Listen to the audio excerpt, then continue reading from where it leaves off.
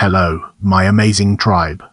I'm excited to connect with you through this video. Greetings, viewers. Get ready to immerse yourself in the world of Ahliah School in this video. The Ahliah School is a private, coeducational institution located in Beirut, Lebanon, and has played a significant role in the region's educational landscape. Amidst within the framework of colonial-era educational reforms mandated to France by the League of Nations, Lebanon witnessed the emergence of various types of schools, each contributing to the broader colonial administrative, political, and cultural context. In this context, Ahliah emerged as a private, coeducational institution that transcended sectarian, religious, and class divisions. Among Lebanon's diverse socio-cultural fabric, Ahliah School adopted an anti-sectarian approach that welcomed students from various socio-cultural backgrounds. This demarcation from the sectarian system reflected the school's commitment to fostering a community of knowledge where students could coexist and collaborate regardless of their socio-economic status, geographic origin, or sectarian affiliation. As we progress, let's zoom in on Mary Kasab School and examine its role in shaping our overall narrative. In 1916, when the Ottoman authorities ordered the closing of foreign schools, Mary Kasab, daughter of Selim Kasab, gathered in her home 16 boys and girls who were enrolled at the British school and pledged to ensure their continuing education. Parents began to send their children to her, which became the nucleus of Ahliah School.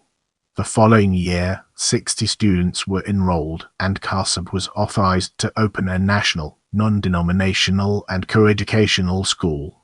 Initially, Mary Kasab founded Ahliah in 1906 in her living room, before moving it to a separate building in 1916. Ahliah School was known for its non-sectarian approach. Its purpose was to instill in its students integrity, consciousness, and autonomy of thought in the awareness of a post-war regional order.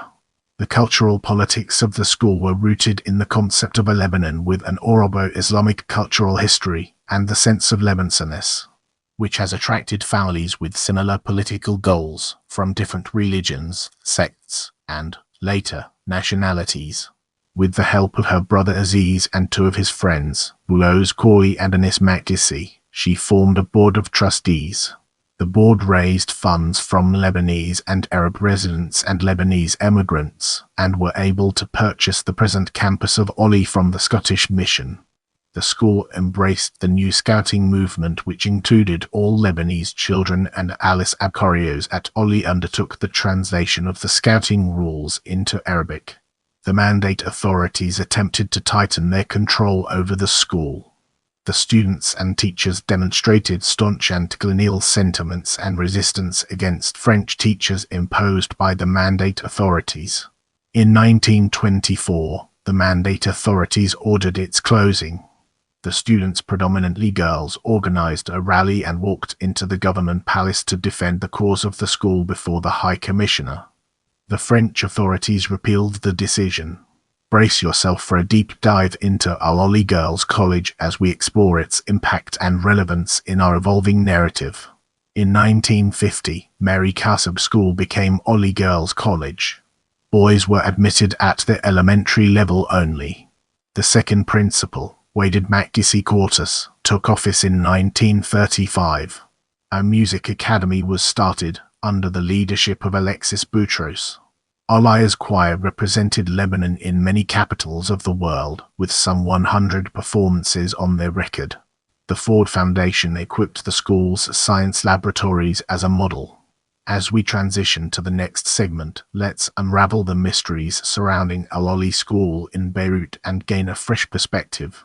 Situated in the heart of Old Beirut, Ahliah found itself at the center of battles during the Lebanese Civil War, and its buildings sustained heavy damage. The demography of the neighborhood changed dramatically to include the families of the displaced. Its academic standards also suffered severely because of the departure of many of its faculty and students. For the first and most violent 2 years of the war, Ahliah closed. It reopened in 1977, under the leadership of Mr. Nicholas Zayat, previously a teacher of mathematics of senior classes at the school. Throughout the war years, the main concerns of Mr. Zayat together with other members of the school administration were to guarantee the security of students and to preserve the school's buildings and infrastructure. Unable to keep former academic standards, Mr. Zayat was keen on continuing the humanitarian and patriotic mission of the school by providing education to the numerous severely disadvantaged students and to children of parents reduced by the war to becoming squatters in its vicinity, though often these parents were unable to pay full fees. Eventually, wartime Ahliah had 750 students enrolled. By this time it had become coeducational. Despite the dangers and insecurities faced, the idea of moving the school from its historic location was repeatedly rejected by Ahlah's Board of Trustees. Now, let's shift our focus to post-Civil War improvements and embark on an intellectual exploration of its various dimensions. After the war ended, a new principal, Dr. Naila Hamid, a graduate of the school and a member of its Board of Trustees, was appointed to execute its revival. In the next segment, we'll be exploring campus and its implications for our subject matter. The campus consists of two buildings purchased in 1916 from a Scottish mission. In the following segment, we'll be examining notable alumni in greater detail. Salo Reudachuka.